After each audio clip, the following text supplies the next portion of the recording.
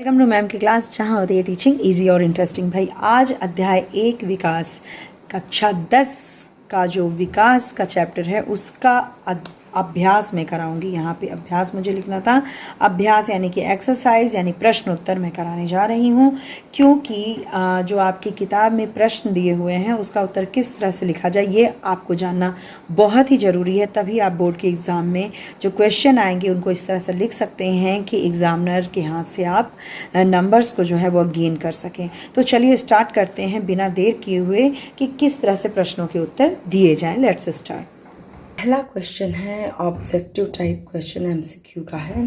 सामान्यतः किसी देश का विकास किस आधार पर निर्धारित किया जा सकता है?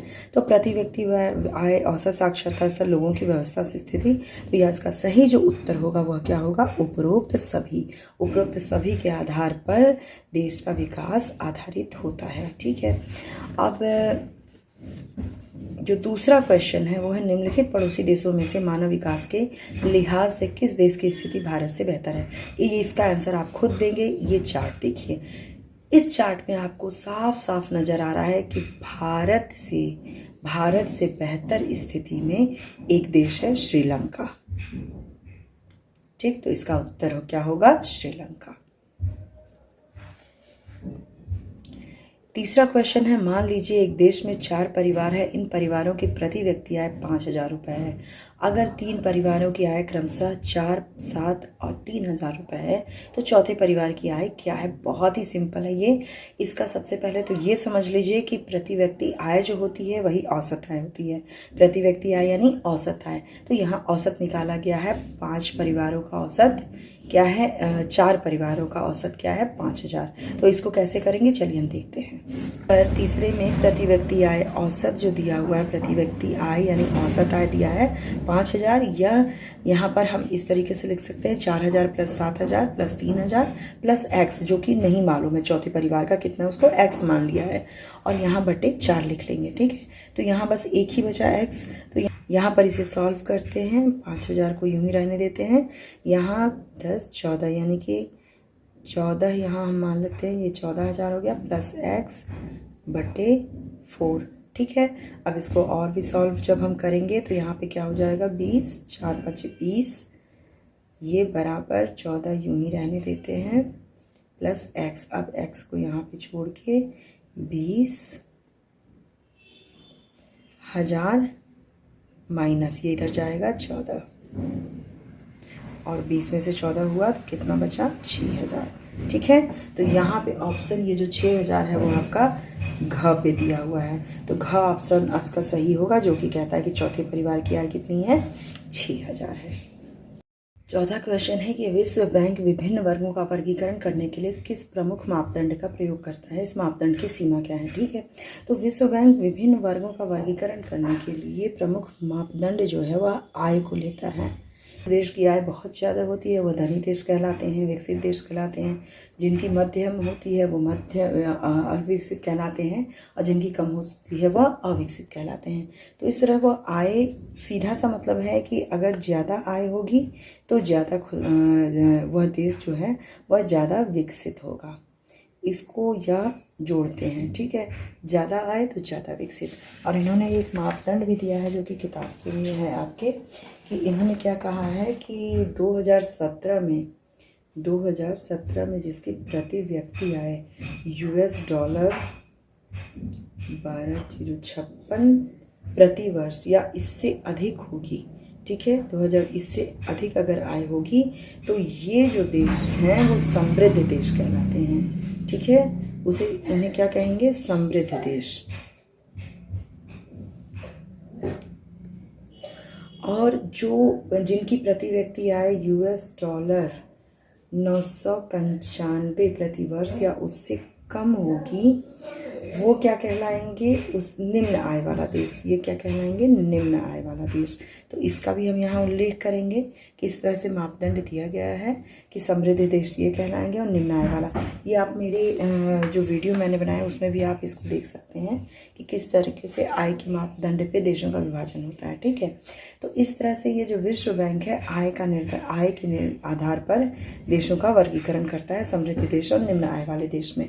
लेकिन इसकी सीमा है भाई, सीमा यह है कि आय ही खुशहाली का मापदंड नहीं हो सकता। अगर आय ज़्यादा है तो यह ज़रूरी नहीं कि उस देश में समानता हो, खुशहाली हो, बेरोजगारी ना हो। तो इसकी सीमा यह होती है कि केवल पैसे से हम उस देश के विकास को नहीं तोल सकते, विकास को नहीं माप सकते। तो इस तरह से पूरा कर लिखेंगे जब आप पूरी चीज़ें देखें कि आय का मापदंड वो लेते हैं। उसके बाद इस बात को ज़रूर दिखा देंगे आप कि कितने पैमाने पे समृद्ध देश और उससे कम पे निम्न आय वाला कहलाता है। और उसके बाद फिर आप इसकी सीमा में ये लिख देंगे कि केवल आय को उस देश का विकास का मापदंड मान लेना गलत होता है। ठीक है, तो आपका पूरा का पूरा उत्तर कंप्लीट होगा। पांचवा जो क्वेश्चन है कि विकास मापने का यूएनडीपी का मापदंड किन पहलुओं में विश्व बैंक के मापदंड से अलग है। तो देखिए, विश्व बैंक का मापदंड, ये आप उत्तर में जरूर लिखेंगे कि विश्व बैंक का मापदंड आय पर आधारित होता है, लेकिन इसकी बहुत सीमाएं होती हैं। कोई भी व्यक्ति केवल आय के बारे में नहीं सोचता, बल्कि अपनी सुरक्षा, अपनी जो अन्य चीज़ें हैं, बीमा, सुरक्षा और अपने कार्य के ढंग और कई फ्रीडम, स्वतंत्रता, इन सब के बारे में भी सोचता है, इसको भी वरीयता देता है। लेकिन विश्व बैंक का मापदंड केवल आय पे आधारित है, आय पे आधारित होकर वो देशों को कैटेगराइज करता है। लेकिन जो यूएनडीपी का जो मापदंड है वो क्या है, लोगों का स्वास्थ्य, शैक्षिक स्तर, प्रति व्यक्ति आय, इन सब चीज़ों पे आधारित उनका मापदंड होता है। तो इन सब चीज़ों को जब लेते हैं तो एक विस्तृत स्तर पे, एक बड़े स्तर पे, हम बड़े दायरे में किसी देश के विकास को लेते हैं, और यहाँ पे मानव विकास उसको कहा जाता है। यूएनडीपी ने 173 देशों का जब पूरा इसके आधार पे किया तो उन्होंने 53 देश को किस में रखा, उच्च मानव विकास में, उच्च मानव विकास की कैटेगरी में रखा, और 84 देशों को मध्यम मानव विकास की कैटेगरी में रखा, और 26 देशों को निम्न मानव विकास की कैटेगरी में रखा। तो यहाँ पे हम देख रहे हैं कि यूएनडीपी का जो मापदंड है वह अलग तो है ही, ज़्यादा विस्तृत भी है। इसको भी आप मेंशन करेंगे कि ज़्यादा विस्तृत है, इसका दायरा जो है वह विस्तृत है, और इसका दायरा बहुत सारी चीज़ों को कवर करता है, और ये ज़्यादा बेहतर है विश्व बैंक के मापदंड से। तो इस तरीके से सारी चीज़ें आप जब लिखेंगे, और मेरे जो विकास वाला जो मैंने वीडियो, उसका डिस्क्रिप्शन बॉक्स में मैं दे दूँगी लिंक, उसको आप ज़रूर देखिएगा, उस चैप्टर को जो मैंने पढ़ाया है। वहाँ से आपको बहुत सारी चीज़ें मिल जाएंगी कि क्या लिखना है, और बाकी जो मेन चीज़ें हैं वो मैंने आपको बता दी कि विश्व बैंक का मापदंड जो है यूएनडीपी के मापदंड से बेहतर है, और इसका दायरा विश्व बैंक का जो मापदंड है आय पर आधारित है, यूएनडीपी का मापदंड विश्व बैंक के मापदंड से ज़्यादा इसका दायरा विस्तृत है, और इन चीज़ों को वह कवर करता है, यानी कि लेता है। और इस पर आधारित उन्होंने जब कैटेगराइज किया तो इन 3 कैटेगरी में उच्च, मध्यम और निम्न मानव विकास के रूप में देशों को कैटेगराइज किया। तो ये सारी बातें जब आप लिखेंगे तो आपका एक अच्छा सा उत्तर जो है वह तैयार होके सामने आएगा। छठा क्वेश्चन है कि हम औसत का प्रयोग क्यों करते हैं, इसके प्रयोग की सीमा है कोई तो उसे बताइए, उदाहरण दीजिए, ये भी लिखा हुआ है। तो इसके उत्तर में आप लिखेंगे कि औसत का प्रयोग जो है हम किसी भी स्तर को जानने के लिए करते हैं। किसी भी देश में आय का स्तर हुआ, जैसे आय में हम प्रति व्यक्ति आय जानने की कोशिश करते हैं, तो यहाँ पर हम औसत का प्रयोग करते हैं। विभिन्न स्तरों को मापने के लिए औसत का प्रयोग होता है। तो इनके प्रयोग की सीमा देखिए, औसत जो होता है वो उसमें वितरण किस तरह से हुआ यह स्पष्ट नहीं होता है। इसके लिए भी मैं कहूँगी कि आप मेरे वीडियो को देखिए, जो चैप्टर का वीडियो है, औसत को बिल्कुल अच्छे से समझाया है मैंने कि औसत जो है, अगर किसी प्रति व्यक्ति आय की हम बात करें, मान लीजिए कि 400 है, 500 है, एक परिवार की आय जो है 10,000 है, ठीक है, और एक की 200 है, एक की 300, इस तरह से है। तो यहाँ पर इन परिवारों को जब हम औसत निकालते हैं तो औसत तो कुछ एक संख्या आएगी, मान लीजिए कुछ भी आ रही है, इसको मिला के जब आप निकालेंगे, लेकिन इसका वितरण देखिए कितना असमान समान है, किसी परिवार का 500 है, 200 है, 300 और किसी का 10,000 है। तो यहाँ पे वितरण समान है, समानता ये सब आप नहीं बता सकते हैं, ठीक है। तो असमान टाइप का वितरण हो जाएगा, जो कि औसत के प्रयोग से हम ये नहीं जान सकते कि वितरण किस ढंग से हुआ है, तो ये इसकी सीमा हो जाती है, ठीक है। और यहाँ उदाहरण वही प्रति व्यक्ति आय का लेके आप बता रहे हैं। तो औसत का प्रयोग हम एक स्तर को जानने के लिए करते हैं, लेकिन इसकी सीमा यह है कि इसमें वितरण को हम स्पष्ट नहीं कर सकते। 7वां क्वेश्चन है, प्रति व्यक्ति आय कम होने पर भी केरल का मानव विकास हरियाणा से ऊंचा है, इसलिए प्रति व्यक्ति आय एक उपयोगी मापदंड बिल्कुल नहीं है और राज्यों की तुलना के लिए इसका उपयोग नहीं करना चाहिए। क्या आप सहमत हैं? चर्चा कीजिए। तो चर्चा करने का मतलब यह है कि ये क्वेश्चन अगर आए तो आप व्याख्या करेंगे और सबसे पहले यह लिखेंगे कि प्रति व्यक्ति आय हरियाणा की कितनी है। तो हरियाणा की प्रति व्यक्ति आय आपकी किताब में भी दी हुई है, 1,62,34 इतनी है, ठीक है, रुपए में। तो ये प्रति व्यक्ति 15-16 के आंकड़े के हिसाब से है ये। तो 1,62,034 रुपये हरियाणा की प्रति व्यक्ति आय है। और केरल की कितनी है? तो केरल की यहीं पे है हमारी 1,40,190। तो प्रति व्यक्ति आय जो है जाहिर है कि हरियाणा की ज़्यादा है, लेकिन मानव विकास सूचकांक में, मानव विकास की जो तालिका है उसमें केरल जो है ऊपर है। अब हमें यहाँ पे ये लिखना होगा कि हालांकि हरियाणा की प्रति व्यक्ति आय ज़्यादा है, लेकिन केरल में मानव विकास जो है वह ज़्यादा हो रहा है। क्यों? क्योंकि मानव विकास मापदंड जो है, मानव विकास मापदंड में केरल में, जैसे मानव विकास मापदंड में क्या क्या लेते हैं, जैसे शिशु मृत्यु दर हुआ, साक्षरता दर, और फिर निवल उपस्थिति अनुपात जो है बालकों के विद्यालय जाने की निवल उपस्थिति अनुपात, ये जो सारी चीज़ें हैं वो कहाँ ज़्यादा हैं? केरल में। केरल में ये शिशु मृत्यु दर, जैसे कि हरियाणा की अगर बात करें, यहाँ H से हम ये लिखते हैं और केरल K से लिखते हैं। तो हरियाणा में शिशु मृत्यु दर 33 है, वहीं केरल में 10 ही है, शिशु मृत्यु दर कम है। साक्षरता दर हरियाणा में कितनी है? तो 82% है और यहाँ कितनी है? 94% है। और निवल उपस्थिति अनुपात जो है वो हरियाणा में कितना है? 61 है, तो यहाँ पे हमारा 83 है। तो यहाँ हम देखते हैं कि मानव विकास मापदंड में जो चीज़ें इंगित की गई हैं, जो चीज़ें ली गई हैं, उसमें केरल अव्वल है, केरल यहाँ फर्स्ट आता है हरियाणा से। तो इस वजह से हम कह सकते हैं कि भले ही प्रति व्यक्ति आय कम है, लेकिन जो लोगों के हैप्पीनेस के लिए चाहिए, जो लोगों के खुश रहने के लिए, शिशु मृत्यु दर, साक्षरता दर, निवल उपस्थिति, ये सारी चीज़ें जो एक बेसिक नीड्स होती है और जो एक इंसान को समानता, जो एक देश में ये बताती है कि हाँ यहाँ समानता से आय का वितरण हो रहा है, या फिर समानता से लोग रह रहे हैं, या फिर उन्हें सारी सुविधाएं मुहैया कराई जा रही हैं। तो इन सब मामलों में केरल कहीं हरियाणा से ऊपर बैठता है, ठीक है। तो यहाँ पे जब आप ये सिद्ध कर लेंगे, एक पैराग्राफ में तो ये लिखेंगे, दूसरे में ये लिख लेंगे, इस तालिका को बना के, जो कि आपके पेज नंबर 10 पे दी हुई है तालिका। यहाँ पे हरियाणा, केरल और बिहार का तुलनात्मक आंकड़ा है, आप केवल हरियाणा और केरल का लेंगे, ठीक है। ये करने के बाद उसके बाद आप कहेंगे कि हाँ हम सहमत हैं, इस बात से सहमत हैं कि जो प्रति व्यक्ति आय है एक उपयोगी मापदंड सिद्ध नहीं होता है। क्यों? अब यहाँ पे आप देंगे कि प्रति व्यक्ति आय समानता, प्रति व्यक्ति आय जो है वह आय के वितरण को नहीं वो बताता कि आय का वितरण किस ढंग से हुआ है, तो असमानता को ये छुपा लेता है।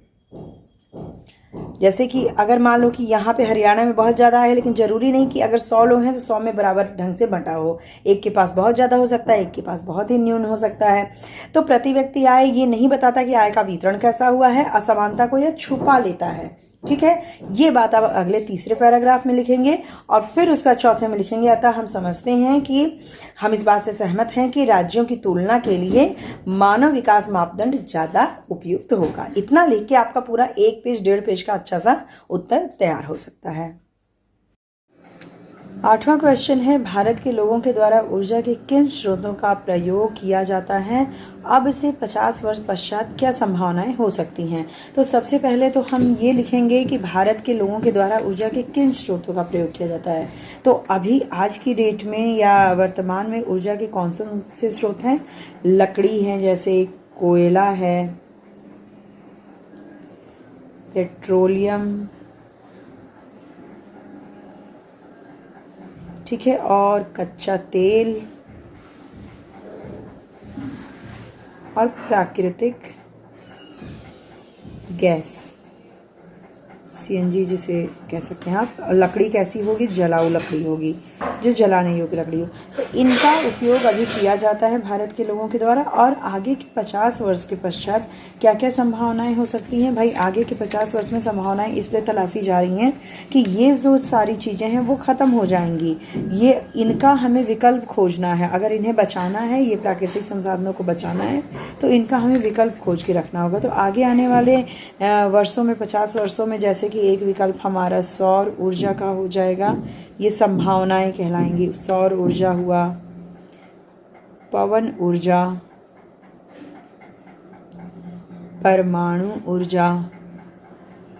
इसका मतलब भी आप समझते जाएं। सौर ऊर्जा आप जानते हैं, सौर पैनल बना होता है, धूप पड़ती है तो उसके बाद उसको चार्ज होता है और फिर वह यूज़ में आता है ऊर्जा के रूप में, बत्तियां जलाने के लिए या फिर अन्य कामों के लिए।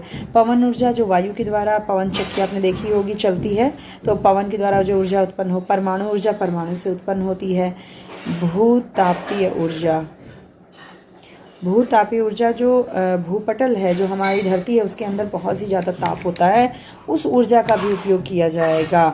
हाइड्रोजन, हाइड्रोजन की ऊर्जा, ज्वारी ऊर्जा जो ज्वार भाटा होता है उससे भी ऊर्जा उत्पन्न होती है, उसका उपयोग किया जाएगा। तरंग, तरंगें जो होती हैं, वेव्स होते हैं वायु में, उनका भी यूज़ किया जा सकता है तरंग ऊर्जा का। और जल विद्युत, यानी कि जल के द्वारा भी बिजली निकाली जा सकती है। और बायोगैस, बायोमास इसे कहते हैं। बायोमास का मतलब यह हुआ कि जो कचड़े होते हैं, गोबर होता है, खाद्य, उसको हम यूज़ करके बिजली उत्पन्न करें आदि। ये सब जो चीज़ें हैं, यह आगे के 50 वर्षों में इतनी चीज़ों का संभावना हो सकती है। तो जब आप इतना लिखेंगे एक एक करके, तो फिर आपका अच्छा खासा एक क्वेश्चन बन जाए, एक उत्तर आप इसका दे सकते हैं कि अभी कौन से स्रोत हैं ऊर्जा के, और आगे आने वाले 50 वर्षों में इन सारे स्रोतों की संभावनाएं बनती हैं। नवा क्वेश्चन है कि धारणीयता का विषय विकास के लिए क्यों महत्वपूर्ण है? तो धारणीयता, धारणीयता का मतलब होता है कि कोई चीज़ सतत रूप से है। धारणीयता का विषय का जो विषय है यहाँ पर संसाधनों से है, ठीक है, प्राकृतिक संसाधनों से। तो धारणीयता का विषय जो है विकास के लिए महत्वपूर्ण है। देखिए विकास किससे होता है? संसाधन के विकास से। संसाधन का अगर विकास होगा तो फिर क्या होगा? इससे देश का विकास, ठीक है। लेकिन अगर हम संसाधनों का विकास न करके इसको ख़त्म कर दें, जैसे एक उदाहरण लेते हैं पेट्रोलियम। पेट्रोल का अगर यूज़ करते जाएं, हम सावधानी पूर्वक उपयोग नहीं करें, तो पेट्रोल एक दिन क्या हो जाएगा? पेट्रोल जो होगा वह ख़त्म हो जाएगा, ठीक है। प्राकृतिक संसाधन है ये, और जब ये पेट्रोल ख़त्म हो जाएगा तो फिर देश के विकास पे भी प्रभाव पड़ेगा, क्योंकि वहाँ पे पेट्रोल रहेगा नहीं, उस देश में उपलब्ध नहीं रहेगा, महंगाई बढ़ेगी। तो अगर यहाँ पे आपको लिखना क्या है कि अगर प्राकृतिक संसाधनों का सावधानी पूर्वक उपयोग नहीं किया गया तो वे भविष्य की पीढ़ियों के लिए उपलब्ध नहीं हो सकते। भाई आपके ज़माने में पेट्रोल है, लेकिन आपके आने वाले नाती पोता के ज़माने में पेट्रोल रहेगा ही नहीं। ये लोगों को बताया जाएगा कि भाई पेट्रोल जैसी भी कोई चीज़ होती थी जिसे डालने पे गाड़ियाँ चलती थी। तो यहाँ क्या है? पीढ़ियों को उपलब्ध होने के लिए ज़रूरी है कि संसाधनों का सावधानी पूर्वक उपयोग किया जाए। तो धारणीयताकरण रहे, मतलब कि नवीनीकरण जिन संसाधनों का नहीं हो सकता है उनका हम कम से कम उपयोग करें। तो पेट्रोल का उपयोग कैसे करें? मान लीजिए जहाँ जाना है आपको, आप जा सकते हैं साइकिल से या पैदल, वहाँ पे आप स्कूटी या कार ना उठाएं, है ना। इस तरह पेट्रोल बचा सकते हैं, इसी तरह ऊर्जा के अन्य संसाधनों को बचा सकते हैं। तो धारणीयता का जो विषय होता है विकास के लिए बहुत महत्वपूर्ण होता है, क्योंकि संसाधन अगर घट जाएंगे तो विकास भी घट जाएगा, ठीक है। नंबर 10 पे जो क्वेश्चन है ये आपका क्या है, धरती के पास सब लोगों की आवश्यकताओं को पूरा करने के लिए पर्याप्त संसाधन है। भाई धरती के पास क्या है, आपकी जो ज़रूरतें हैं उसको पूरा करने के लिए पर्याप्त संसाधन है, खाद्यान्न है, जलाऊ लकड़ी है, हर चीज़ है। लेकिन एक भी व्यक्ति के लालच को, लालच यहाँ पे क्या है, आवश्यकता, और यहाँ क्या है, लालच, एक भी व्यक्ति के लालच को पूरा करने के लिए पर्याप्त संसाधन नहीं है। यह कथन विकास की चर्चा में कैसे प्रासंगिक है, ये चर्चा कीजिए, यानी कि वर्णन इसका कीजिए। यहाँ दो शब्द जो इसके थे, आवश्यकता।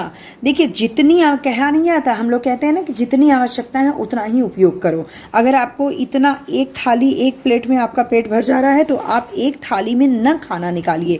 इससे क्या होगा कि इतना पूरा करने के लिए तो प्रकृति के पास संसाधन है, लेकिन ये जो है जो आप फेंकेंगे, ये जो एक्स्ट्रा आपने यहाँ पर ले लिया है, इसको पूरा करने के लिए उनके पास संसाधन प्रकृति के पास नहीं है। देखिए प्रकृति, इतना आप मानते प्रकृति ने सभी को बनाया है। अगर प्रकृति यहाँ पे 10 लोगों को बनाती है तो 10 के बराबर खाद्यान्न भी है उसके पास। लेकिन अगर ये लालची हो जाए, ये खाद्यान्न को इकट्ठा करके इसको भंडारित करें, भंडारण में रखें या फिर उसको वेस्ट करें, तो फिर धरती के पास जितने संसाधन है, प्रकृति के पास जितने संसाधन है, वो खत्म हो जाएंगे। तो यहाँ क्या है, धरती के पास सब लोगों की आवश्यकता तो पूरी हो सकती है, नासमझ हो जाए या लालची हो जाए तो उसको भरने के लिए या फिर उसकी आवश्यकताओं को पूरी तरह से पूरा करने के लिए पर्याप्त संसाधन नहीं होते हैं। और वहाँ पर विकास का क्या होता है, विकास जो होता है वो नीचे चला जाता है। ये सीधे सीधे धारणिता से भी जुड़ा हुआ, जो अभी अभी नवा क्वेश्चन था कि भाई प्रकृति के संसाधन का अगर सही से सावधानी पूर्वक उपयोग नहीं करते हैं, आप लालच पूर्वक उपयोग करते हैं, तो वो संसाधन क्या होंगे, खत्म हो जाएंगे। जैसे कि मान लीजिए आप पेट्रोल की बात, फिर वही पेट्रोल की बात हम लेकर चलते हैं। पेट्रोल को आप अगर जहां आपको साइकिल से या फिर पैदल जा सकते हैं, वहां पे बार बार आप क्या कर रहे हैं, बाइक उठा रहे हैं और जा रहे हैं, तो पेट्रोल खर्च हो रहा है, फिर आप पेट्रोल डलवा रहे हैं। भाई आपके पास पैसे तो होंगे, पैसे होंगे आपके पास, ठीक है, लेकिन पेट्रोल जब नहीं रहेगा तो आप क्या खरीदेंगे, इससे पेट्रोल ही नहीं रहेगा तो आप कैसे खरीद सकते हैं पेट्रोल। तो यहाँ पर क्या है, सावधानी पूर्वक उपयोग नहीं करेंगे तो विकास डाउन होगा, पेट्रोल खत्म होगा, और फिर पैसे रहते हुए भी ये चीज़ें। तो यहाँ पे क्या हमें मिलता है कि लालच, यहाँ पे नासमझी या लालच ले लीजिए, लालच को पूरा करने के लिए पर्याप्त संसाधन प्रकृति के पास नहीं होता है। और जब नहीं होता तो फिर प्रकृति क्या करती है, लोगों को प्राकृतिक आपदाएं देती है। दुनिया में आपदाएं आती हैं, कहीं बाढ़, कहीं सूखा, कहीं कुछ, कोई बीमारी, महामारी, तो इस तरह से फिर वो मेकअप करती है, यानी कि लोगों को कम करती है। ठीक है, तो ये बात आई होप कि आप लोग लिख लेंगे 10th वाले में, 10th के प्रश्न के उत्तर में, कि धरती के पास लोगों को की आवश्यकताओं को पूरा करने के लिए तो साधन है, लेकिन लालच को पूरा करने के लिए नहीं है। 11वें क्वेश्चन की ओर बढ़ते हैं। 11वां क्वेश्चन क्या है कि पर्यावरण में गिरावट के कुछ ऐसे उदाहरणों की सूची बनाइए जो आपके अपने आसपास, आपने अपने आसपास देखे हों। तो भाई कई हैं, यहाँ पे आप लिख सकते हैं कि जैसे वायु प्रदूषण, ठीक है, क्या पर्यावरण में गिरावट करता है, वायु प्रदूषण, ये कि बहुत ज़्यादा शोरगुल से वायु में प्रदूषण होता है। इसी तरह जल प्रदूषण है, आप देखते होंगे नदियों में माला और ये सब पूजा के नाम पे कह लीजिए, कचड़े के नाम पे कह लीजिए, जल का बहुत प्रदूषण बढ़ गया है। वन कटाई है, यानी कि वन को काटा जा रहा है भूमि के लिए,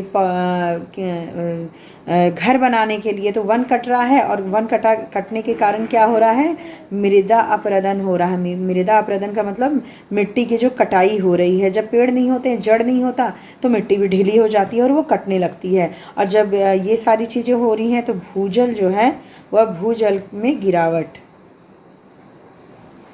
गिरता स्तर। आप देखे होंगे कि हैंडपम्प या फिर बोरिंग कराने के लिए लोगों को बहुत नीचे पाइप डालनी पड़ती है, भूजल जो है वो बहुत नीचे जा रहा है, बहुत नीचे, क्योंकि गर्मी ऊपर बढ़ रही है। ठीक है, तो ये सारे जो इम्पैक्ट है, ये सारे जो इफेक्ट हैं वो पर्यावरण में गिरावट के रूप में हैं। ठीक, तो यहाँ पे आप 2-2 लाइन सबका लिख लेंगे तो आपका आंसर बहुत अच्छा सा पूरा हो जाएगा। 12वां क्वेश्चन है कि तालिका 1.6 में दी गई प्रत्येक मद के लिए ज्ञात कीजिए कि कौन सा देश सबसे ऊपर है और कौन सा सबसे नीचे। तो तालिका 1.6 लेसन में देखते हैं कि कहाँ है। तालिका 1.6 क्या है, वर्ष 2017 के लिए भारत और उसके पड़ोसी देशों के कुछ आंकड़े। तो यहाँ पे सबसे ऊपर देश अगर देखा जाए तो सकल राष्ट्रीय आय प्रति व्यक्ति अमेरिकी डॉलर में जो है क्रय शक्ति क्षमता जिसे कहते हैं वो सबसे ज़्यादा 11 यहाँ श्रीलंका की है। जन्म के समय संभावित आयु सबसे ज़्यादा जो है वो भी श्रीलंका की है, और विद्यालयीय औसत आयु जो है वह भी श्रीलंका, और विश्व में मानव विकास सूचकांक में जो स्थान है इसका तो यह 76 है। ठीक है, तो यहाँ पे सबसे ऊपर तो हमारा श्रीलंका है, और उसके बाद सबसे नीचे कौन सा है, तो यहाँ पे हम अगर सकल राष्ट्रीय आय देखते हैं तो सबसे नीचे नेपाल है। लेकिन यहाँ जन्म के समय संभावित आयु अगर देखते हैं तो भी नेपाल, यहाँ पे जन्म के समय संभावित आयु जो है सबसे कम यहाँ पर है पाकिस्तान की, और यहाँ पर विद्यालयीय औसत आयु 25 वर्ष या उससे अधिक, यानी कि यहाँ पे जब औसत आयु देखते हैं सबसे कम किसकी है, तो यहाँ पे सबसे कम है यहाँ पे 2 यानी म्यांमार और नेपाल, ये 1 से हैं और कम है। विश्व में मानव विकास सूचकांक में देखा जाए कि सबसे कम कौन सा है, तो यहाँ पे 150 के साथ पाकिस्तान है। तो इस तरह से आप इसको, हालांकि ये इस तरह के क्वेश्चन आपके नहीं आएंगे, लेकिन फिर भी अगर इस बात को आप समझे रहेंगे तो किसी भी तरह से घुमा के क्वेश्चन दिया जाए तो आप कर सकते हैं। तो यहाँ पे आपका सबसे ऊपर देश श्रीलंका है और सबसे नीचे अगर देखा जाए तो नेपाल है। ठीक है, 13वां क्वेश्चन है, नीचे दी गई तालिका में भारत के वयस्क क्या होते हैं, देखो 15 से 49 तक होते हैं। ठीक है, जो कि वयस्क कहलाते हैं, 15 से ज़्यादा और 49 से कम, जिनका बीएमआई सामान्य से कम, बीएमआई यानी कि सामान्य से कम क्या 18.5 kg से कम का अनुपात दिखाया गया है। वर्ष 1516 में देश के विभिन्न राज्यों के एक सर्वेक्षण पर आधारित है। तालिका का अध्ययन करके निम्नलिखित प्रश्नों का उत्तर दीजिए। तो भाई देखिए, ये तालिका है आपकी, तो यहाँ पर बेहतर स्थिति में केरल है और मध्य प्रदेश बेहतर स्थिति में नहीं है कतई। तो तालिका का अध्ययन करके ये क्या आप अंदाज़ा लगा सकते हैं कि देश में लगभग हर 5 में से एक व्यक्ति अल्प पोषित क्यों है। यद्यपि यह तर्क दिया जाता है कि देश में पर्याप्त खाद्य है। अपने शब्दों में विवरण दीजिए। तो यहाँ पे आप लिख सकते हैं कि क्या यहाँ पे है ना कि देश में हर 5 में से एक व्यक्ति अल्प पोषित है। अल्प पोषित इसलिए है क्योंकि उसे सही पोषण नहीं मिल रहा है।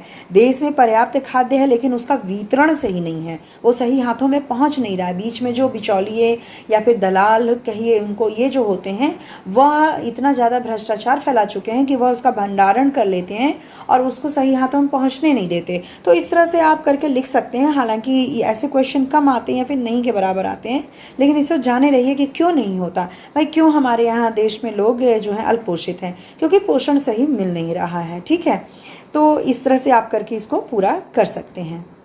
तो कक्षा 10 का अध्याय 1 विकास का अभ्यास जो है होता है डन। अब चलिए मिलते हैं आपसे अगले वीडियो में। ये वीडियो अगर अच्छी लगे तो लाइक ज़रूर कीजिएगा। कोई क्वेरीज हो तो कमेंट बॉक्स में कमेंट कीजिएगा। नए हैं तो मेरे चैनल को सब्सक्राइब कीजिए, प्लीज़ सब्सक्राइब कीजिए। और जो मैंने उत्तर लिखने का तरीका बताया, इसमें कोई भी कन्फ्यूज़न हो तो आप ज़रूर कमेंट बॉक्स में कमेंट कीजिएगा। चलिए मिलते हैं अपने अगले वीडियो में। Good bye.